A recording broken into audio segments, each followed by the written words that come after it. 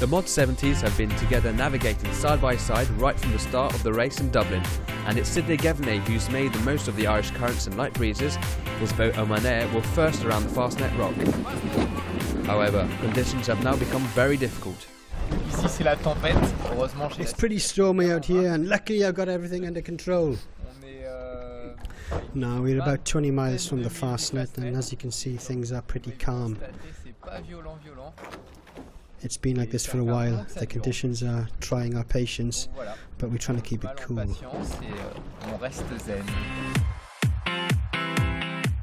The Multi-50 fleet have also faced some tricky conditions around the Scilly Isles. Fenitra Cardinal is struggling in light winds. Lalo Roqueyrol took his opportunity with an offshore breeze and takes the lead. Gilles Laméré trails behind but remains in the race. However, anything could happen between now and Plymouth.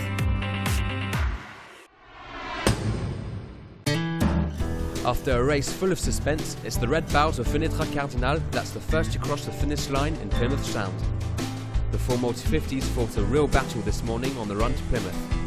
But it's Erwan Leroux and his crew who are celebrating their first victory on the Route des Princes. It was a great relief for the team who have had their fair share of bad luck this race. Oh, it's really great. We worked really hard to keep up with Leloup and Yves. We just kept on fighting, kept on pushing the boat. We gave it 100%. The guys didn't let up. We really were in good spirits on this leg. C'est un bel état d'esprit en tout cas qu'on a eu sur cette étape. Lalo Roqueyrol arrives a few minutes later after Fenitra Cardinal. The lead swung back and forth and we're happy to be here. We're a bit down, but worst things happen at sea. And Actul posted a third place finish.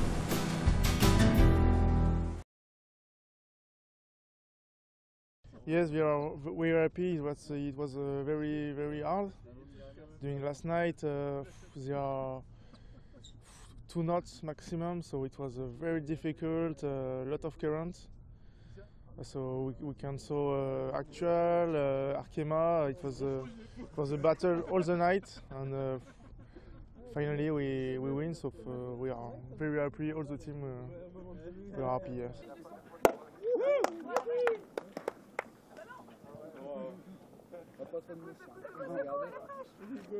Elle est bonne.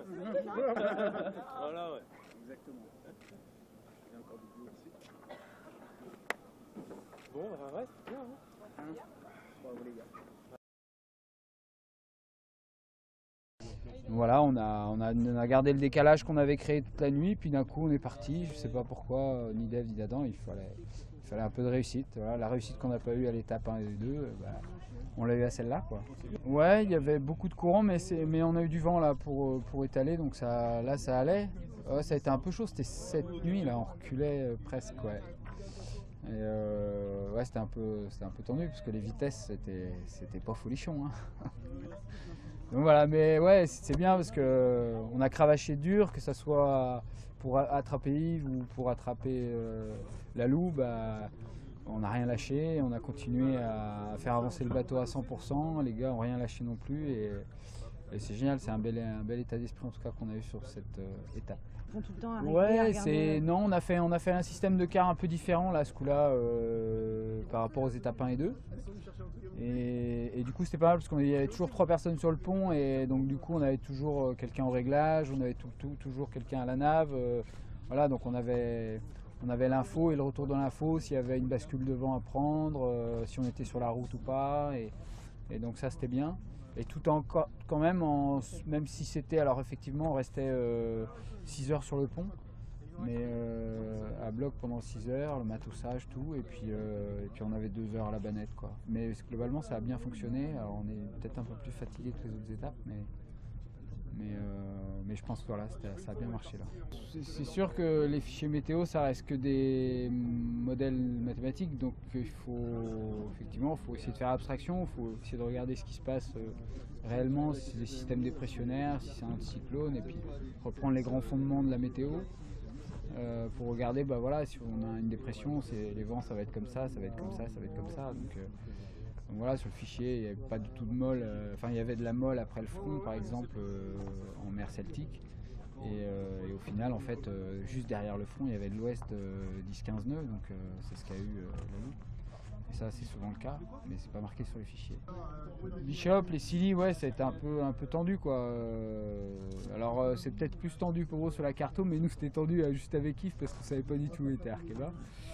Et donc, voilà, non, après, tout le reste, ça a été hyper tendu. Des Silly jusqu'ici, ça a été hyper tendu. Et sur le fil, quoi. Il y a un mec qui part et il te colle 5000, t'as rien vu, quoi. Et c'est ce qui s'est passé plusieurs fois, notamment avec Yves, quoi. Ouais, super content. Et voilà, j'ai bien cru qu'on n'allait jamais en gagner une. Alors, enfin, on en gagne une, donc c'est cool. Ça remet les compteurs à zéro. Donc c'est top, je suis très content du bateau, de mon équipage et du boulot qu'on a fait depuis le début de cette régate. Ce midi à Plymouth, ça a été super dur. La nuit dernière, vraiment pas beaucoup de vent, maximum dérisé à 5-6 nœuds. Ça a été super dur. Quand le soleil s'est couché, on était encore en haut combat avec Actual et Arkema. Ce matin, on est sorti au lever de soleil, on était en tête. Actual bien derrière, Arkema encore dans le match, mais on a bien bossé tous ensemble, un bon matossage, des bons réglages. Et voilà, on n'a pas lâché le morceau jusqu'à la dernière cardinale et jusqu'au phare. Donc, super content. Et voilà, je pense qu'on a bien mérité cette victoire. On était dessus de A à Z, même si on a pris un bon départ, un bon parcours là, à Dunlorry. Mais après c'était compliqué, des mauvais choix là, sur les premiers 1000. Donc, on part avec un bon retard. Et puis, dans la première nuit, on a bien rattrapé ce retard. Donc, ouais, vraiment super content de cette régate.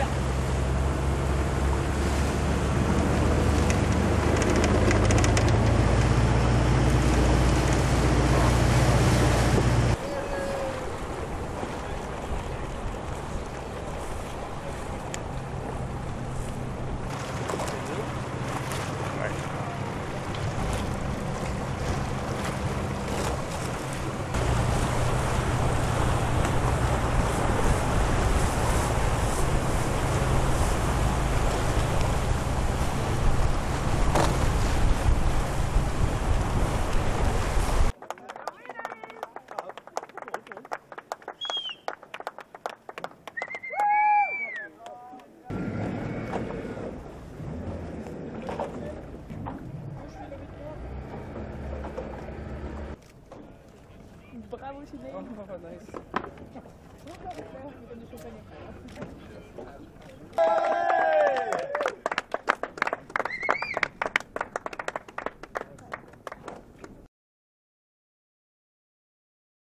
Well, the leg, the thing I can say, I think we deserved it. We got some sweat, especially when we had a very decent lead, I think around 40 miles or something like this. And we went from 30 knots boat speed to 1 knot in less than 30 minutes. And a few hours later we saw 2 lights on our weather side. We were doing 1 knot boat speed and they were doing 14 on the AIS. So we kept fighting and we made it. So very happy, especially about the end of, especially thinking about the end of last leg. We've been more vigilant, I would say. And well, it made a big difference, yeah. And we went there for the. In fact, we planned to go there for since a long time, and then we kept playing this game. There was much less current, and over there the chart are saying 2 knots, but there was easy 4 knots. And when we went in, we had much less current. When you have less current, you have more wind as well. But there was less wind inshore. But because it's a bit complicated, but because there was so much less current, it did pay. We were a bit scared because at that time, it was the blackout during the night, so we were not so sure about our position. But when we saw them in the AIS crossing behind us, we thought that was good. And then in the very light wind by the Fastnet, it was hard to know exactly. The grips are not saying. They bring some theories, but you never know. So we took what we had, and I guess we got lucky. Same thing around Bishop. We took what we had, and it worked out well. But it was very tight with Gitana. It could have gone either way. And that's it. Ouais, je crois qu'on peut dire que cette 3e manche de la Route des Princes, on est allé la chercher effectivement, et du coup on la mérite. Je crois qu'on anime bien la course depuis le départ de diverses façons, mais on est un acteur qui fait du jeu et très content de la navigation qu'on fait alors qu'on n'a pas de navigateur. Je pensais que ça pouvait être une faiblesse et on s'en sort bien. Donc c'est un plaisir à faire, c'est stressant, mais bon, on va pas se plaindre, hein. Si on fait ce boulot, c'est aussi parce qu'on aime le stress. Mais vivement la fin de la semaine pour pouvoir se détendre. On le savait, donc on ne s'est pas emballé de notre avance. On savait que quelque part ça ne servait à rien de se dépêcher parce que plus tôt on arriverait dans la pétole. Maintenant, on n'a pas eu une réussite énorme parce que quand les autres étaient à 3000 de nous, quand on les a vus réapparaître et que nous on faisait un nœud et qu'ils en faisaient 14, on peut se dire qu'on aurait pu avoir un trou de souris un peu meilleur. Mais on va pas se plaindre parce qu'après on a continué, on n'a pas baissé les bras. Et puis ça s'est joué à pas grand chose, vraiment pas grand chose pour avoir le point de bonus à Bishop, près des îles Scilly. Mais c'était vraiment de la pétole, de chez pétole. Mais bon, c'est ça qui est bien dans notre équipe. Je crois qu'on baisse pas les bras quand les choses changent. On reste patient, on panique pas. Et du coup, on arrive à se sortir de situations délicates, je pense, grâce à ça.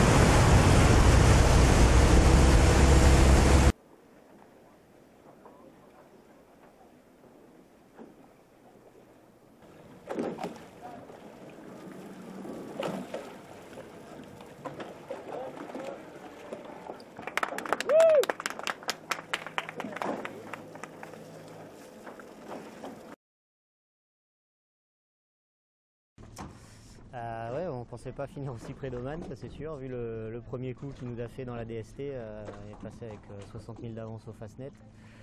On pensait pas le revoir d'aussitôt et puis on s'est un peu battu, on a vu que tout était possible au passage des Scilly, donc il y a eu un gros regroupement, mais bon les quelques mètres d'avance n'ont pas suffi pour passer au quoi. Les routages, météo nous faisait plutôt aller au large pour prendre une bascule, donc nous on a été les premiers à y aller en fait, et puis c'est vrai qu'après derrière ça a accompagné, on a vu Prince de Bretagne et Virbac, et donc voilà, après on ne peut pas contrôler non plus à la troisième étape un concurrent. C'était la nuit dernière en fait, donc on a repassé une deuxième fois le front qui nous avait arrêté pour le passage du Fastnet, mais là on l'a repassé dans l'autre sens. Et donc on a vu Oman qui s'est arrêté, on a décidé d'attaquer un petit peu plus nord. Et c'était de nuit, donc dans 3-4 nœuds, donc là il y a beaucoup d'incertitudes parce qu'on voit rien, c'est juste qu'il faut tout faire aux sensations et essayer de déplacer le bateau tant bien que mal au gré du vent qui tourne toutes les 2 minutes. Donc voilà, c'était une période assez sympa. Après on a un contrôle sur l'AIS, sur l'ordinateur, mais c'était pas... Voilà, après il y a un bateau qui démarre plus vite que l'autre et puis la messe était dite. Ah, c'est vrai qu'on a apprécié le petit bord de portant du Fastnet au Scilly parce qu'après c'était plutôt le multicoque dans la pétole, c'est pas le plus agréable parce que les flotteurs ils tapent d'un côté et de l'autre et puis ça démarre, ça s'arrête aussi vite et ça démarre, donc voilà, fallait être patient, pas trop s'énerver quand le vent s'en allait et puis être patient pour relativiser le fait que ça allait revenir un jour. Le bilan, on aurait préféré gagner, maintenant on s'est bien battu. Voilà, un petit peu de déception là-dedans. Maintenant, il ne faut pas non plus croire qu'on allait être les rois de la piste et gagner toutes les étapes jusqu'à la fin. On sait qu'il y a du niveau et on va continuer comme ça et on va voir une prochaine inshore et la dernière étape pour aller à Roscoff. Yes, it was a nice fight, but they sailed very well, Oman, and they were very far away from us. And because of a light spot, we managed to come back. But after, they always keep the lead, and it was difficult to pass them. And they sailed very well, so well done, Oman. Yeah, the weather was very complicated. A lot of light spot, a lot of time we didn't know where to go, and it was very difficult to have a good strategy. But at the end of the race, we did a good job, I think. I think the last leg will decide the winner. If we are ahead of them, we will win. If they are ahead, they will win. I don't think the inshore will be important. So it will only be the offshore leg who will decide. So we are going to try to beat them, but they sail very well. It's difficult.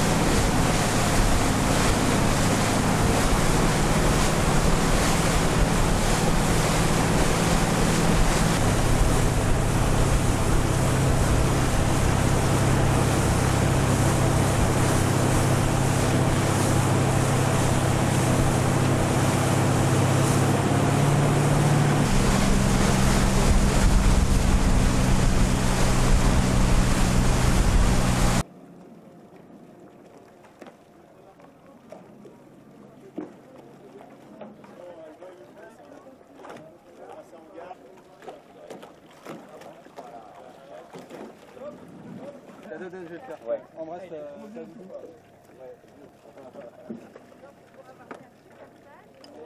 Voilà, on m'a donné en gage de reconnaissance.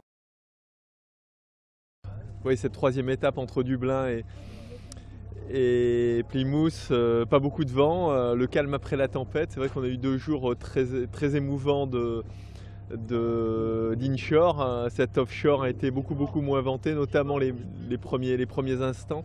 La première nuit, beau départ pour Virbac Paprec 70 avec un départ, on passe la bouée en tête, la bouée terminale en tête, et puis voilà, après les choses se sont un peu moins bien enclenchées, notamment on a décidé de passer à l'ouest d'un DST à Tuscar, ce qui n'a pas été très bénéfique puisque Omaner a perdu un peu la poudre d'escampette dans la nuit, il a fait vraiment une très belle option. Et nous, on est resté au contact malgré tout avec Gitana et puis Prince de Bretagne. Malheureusement, on était juste un peu derrière et là on s'est fait un peu larguer dans la pétole. Bon, je sais pas, a priori faute à pas de chance. Et puis ils sont partis dans la boucaille et là un gros écart malheureusement au Fastnet qui a été difficile à rattraper pour nous, donc un peu frustrant forcément de jamais réussir à revenir dans cette étape, même si on ne termine pas extrêmement loin en temps, voilà, on a toujours été derrière finalement avec la difficulté de revenir. Donc voilà, bon, ça n'a pas été une étape tonitruante, j'espère que la prochaine sera plus sympa pour nous. Oui, pendant les Scilly, il y a eu vraiment tout un passage quasiment d'une demi-journée où on a été vraiment dans du moins de vent. Bon, tout le monde, hein, mais c'est vrai qu'on a été empétolé. On pensait revenir par-dessous, ça n'a pas été le cas, le vent est revenu un peu par-dessus.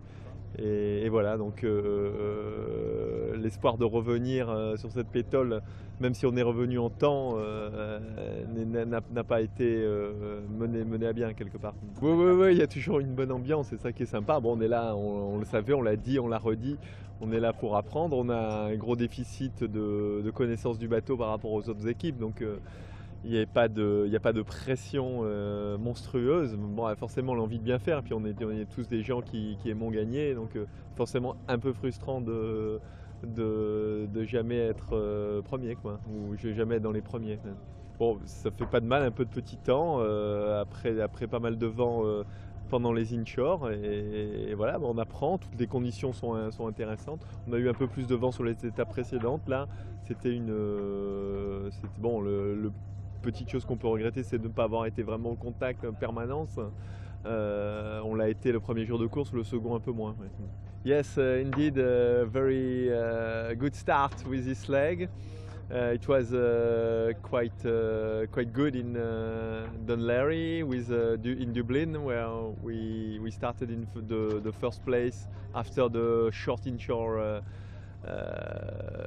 circuit, and then in the night it was less favorable for us because Omaner did a very good call in going inshore, and we were left a little bit in the middle offshore, and then he took a lot of miles ahead, whereas we were behind with Gitana and Prince de Bretagne. Unfortunately, during the morning, it was very tough for us because they went away in a puff, and we could not do anything. So at the end, in the Fastnet, there was a big gap of time.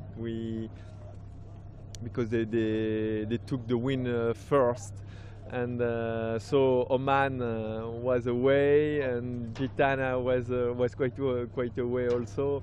Prince de Bretagne also, so we were a little bit behind, quite a long way, and then it was important to come back, and the option was to come back with a very light wind in the city, which was the case, but unfortunately they had enough wind to continue to have this lead, which we could not feed, and well, this is the end in Plymouth here, where we are fourth in the race, third in the mud. We are learning for sure. That's what we said from the beginning. So nothing very bad. The ambience is still very good on board, but we hope the fourth leg will be